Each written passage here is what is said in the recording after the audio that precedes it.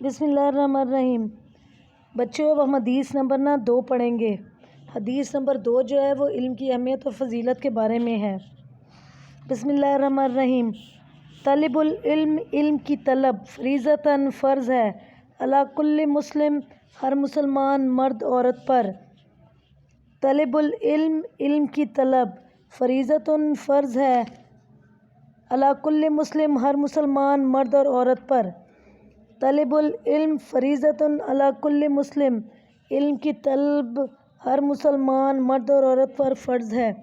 بچوں آج جو ہم حدیث پڑھ رہے ہیں نا، اس میں علم کی اہمیت اور فضیلت کے بارے میں بتایا گیا ہے۔ بچوں علم کے معنی ہیں جاننا یا آگاہ ہونا۔ جہاں پر اللہ تعالیٰ کے اپنے بندوں پر بہت سے احسانات ہیں، وہاں پر ایک احسان علم بھی ہے جو اس نے اپنے بندوں کو عطا کیا ہے۔ آپ کو پتہ ہے کہ انسان کی یہ فطرت ہے کہ وہ اپنے ارد گرد اور کائنات کے بارے میں ہر اچھی اور بری چیز کو جاننا چاہتا ہے، اس کا علم رکھنا چاہتا ہے۔ اس کے بغیر نہ تو انسان ترقی کر سکتا ہے اور نہ ہی اپنے خالق و مالک کو اچھی طرح سے جان سکتا ہے۔ انسان کی اسی ضرورت کے پیش نظر حضور صلی اللہ علیہ وسلم نے اپنی اس حدیث کے اندر علم حاصل کرنے کو ہر مسلمان مرد اور عورت پر لازم قرار دیا ہے۔ علم کی اہمیت کا اندازہ حضور صلی اللہ علیہ وسلم کی مختلف احادیث سے لگایا جا سکتا ہے۔ حضور صلی اللہ علیہ وسلم کا فرمان ہے کہ جو شخص دین علم حاصل کرنے کے لیے سفر کرے تو اللہ تعالیٰ اس کے لیے جنت کی راہ آسان کر دیتا ہے۔ آپ نے فرمایا کہ جو علم حاصل کرو آمنے سامنے پھیلا دو۔ حضور صلی اللہ علیہ وسلم کی ایک اور حدیث علم کے بارے میں یہ ہے کہ ایک عالم کی فضیلت عبادت گزار پر اس طرح ہے جس طرح میری فضیلت تم میں سے کسی کم درجے کے آدمی پر ہے۔ بچوں آپ کو پتہ ہے کہ ہمارے ملک میں لڑکوں کی تعلیم کے مقابلے میں لڑکیوں کی تعلیم بہت کم ہے۔ حالانکہ ہم اتنے ترقی یافتہ دور میں چلے گئے ہیں، لیکن اس کے باوجود بھی صرف لڑکوں کی ہی تعلیم پر زور دیا جاتا ہے۔ ہمارے اسکول میں لڑکوں کی تعلیم کے زیادہ مدارس ہیں بنسبت لڑکیوں کے تعلیم کے۔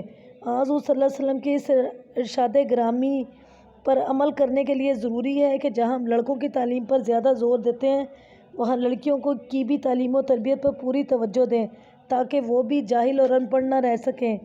انسان اس وقت تک اپنا مقام اور اپنے فرائض کو سمجھ نہیں سکتا جب تک وہ علم کو حاصل نہ کر لے۔ جب انسان علم کو حاصل کر لیتا ہے تو وہ اچھائی اور برائی میں بڑی آسانی سے فرق معلوم کر لیتا ہے۔ قیامت کے دن اللہ تعالیٰ کی عدالت کے اندر جب وہ اپنے ذمہ داریوں کا جواب دینے کھڑا ہوگا اور اس کے سامنے نیکی اور برائی رکھ دی جائے گی، تو اگر انسان اس دنیا میں کامیاب ہونا چاہتا ہے تو اسے چاہیے کہ وہ خود بھی علم حاصل کرے اور دوسروں کو بھی اس کی تعلیم دے تاکہ آخرت میں وہ اللہ تعالیٰ کی عدالت میں سرخرو ہو سکے۔ علم کی فضیلت آپ کو پتہ ہے، علم عظمت اور سربلندی کا ذریعہ ہے۔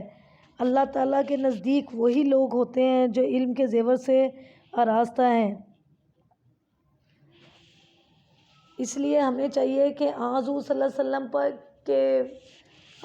وسلم کے ارشادات پر عمل کرتے ہوئے حضور صلی اللہ علیہ وسلم کے ارشادات پر عمل کریں۔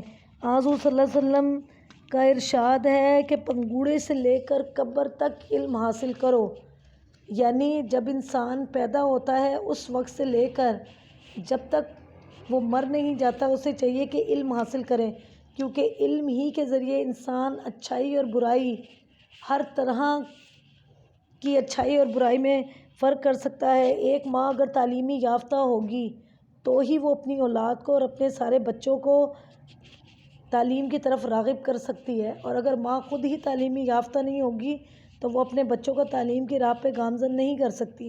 اس لیے ہمیں چاہیے کہ لڑکوں کے ساتھ ساتھ لڑکیوں کی تعلیم پر بھی توجہ دیں تاکہ ایک ماں جب تعلیمی یافتہ ہوتی ہے تو وہ پورے خاندان کو تعلیمی یافتہ بناتی ہے۔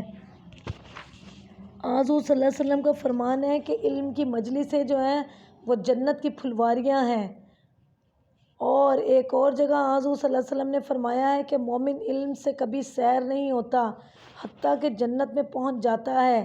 اس لیے آپ نے علم حاصل کرنے کی طرف بہت علم حاصل کرنے کی بہت زیادہ تاکید فرمائی ہے، مومن مردوں کو بھی اور عورتوں کو بھی۔ اس لیے ہمیں چاہیے کہ عورت اور مرد دونوں مل کر تعلیم حاصل کریں تاکہ وہ اچھائی اور برائی میں اچھی طرح سے فرق حاصل کر سکیں۔ وہ لوگ خوش قسمت ہیں جو علم حاصل کرتے ہیں، اور وہ لوگ بدقسمت ہیں جو اس سعادت سے محروم رہ جاتے ہیں۔ Thank you. اور بچوں، اب میں آپ کو اس حدیث کے بارے میں چند اہم سوالوں کے جواب بتا رہی ہوں، ذرا سوالوں کے جوابوں کو اچھی طرح سے سن لیں۔ قرآنی تعلیمات کی روشنی میں علم کی فضیلت ثابت کریں۔ بچوں، قرآن میں کئی جگہ پر اللہ تعالیٰ نے قرآن کی فضیلت کے بارے میں ارشاد فرمایا ہے۔ خود حضور صلی اللہ علیہ وسلم کے بارے میں اللہ تعالیٰ نے فرمایا، خداوند تعالیٰ نے قرآن مجید میں ارشاد فرمایا ہے، قل ربی زدنی علما، یعنی اے نبی صلی اللہ علیہ وسلم کہو، اے میرے رب میرے علم میں اضافہ فرما دے۔ ایک اور جگہ پر ارشاد ہوا ہے، ان لوگوں سے کہہ دیجئے کہ کیا جاننے والے اور نہ جاننے والے برابر ہو سکتے ہیں؟ اس کا مطلب یہ ہے کہ حق و باطل میں تمیز کرنے والی صرف ایک ہی قوت ہے، اور وہ ہے علم۔ بچوں، اب علم قرآن کی کیا اہمیت ہے؟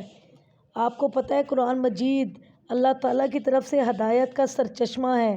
اس کے اندر انسان کی کامیابی کے سارے راز اللہ تعالیٰ نے مضمر کر دیے ہیں، اور اسی کو ہی بہتر انسان قرار دیا ہے جو خود بھی قرآن کریم کو سیکھتا ہے اور دوسروں کو بھی سکھاتا ہے۔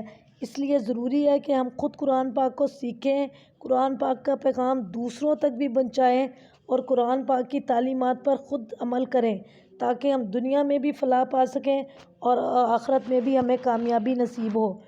غزوہ بدر میں حضور صلی اللہ علیہ وسلم نے علم کی اہمیت کو کس طرح اجاگر کیا؟ بچوں، آپ کو پتہ ہے کہ غزوہ بدر سے پہلے جتنی بھی جنگیں ہوئی ان میں جنگی قیدیوں کے ساتھ اچھا سلوک نہیں کیا جاتا تھا، یا تو انہیں مار دیا جاتا تھا یا پھر انہیں غلام بنا کر بیچ دیا جاتا تھا۔ لیکن حضور صلی اللہ علیہ وسلم نے جنگی قیدیوں کے ساتھ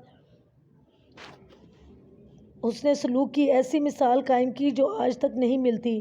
غزوہ بدر میں جو جنگی قیدی مسلمانوں کے ہاتھ لگے، حضور صلی اللہ علیہ وسلم نے ان سے فرمایا کہ اگر وہ فدیہ دے کر آزاد ہو سکتے ہیں تو ٹھیک ہے، لیکن اگر وہ فدیہ نہیں دے سکتے تو وہ 10 مسلمان بچوں کو پڑھنا لکھنا سکھا دیں تو انہیں اس شرط پر آزادی دے دی جائے گی۔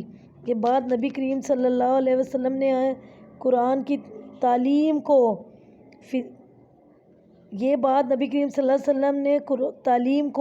فدیے پر ترجیح دے کر اور تعلیم کی اہمیت کو بیان کرتے ہوئے فرمائی تھی۔ اب اگلا سوال ہے، علم کے 2 فائدے بیان کریں۔ دیکھیں بچوں، جو لوگ زیور علم سے آراستہ ہوتے ہیں وہی لوگ اللہ تعالیٰ کے زیادہ قریب ہوتے ہیں، اور علم کی وجہ سے ہی انسان کو عظمت اور سربلندی حاصل ہوتی ہے۔ اللہ تعالیٰ کے نزدیک عالم اور جاہل دونوں برابر نہیں ہیں۔ اللہ تعالیٰ کے نزدیک زیادہ افضل وہی ہے جس کے پاس علم ہے۔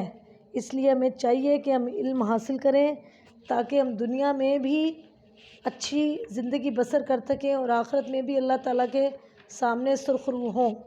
Thank you.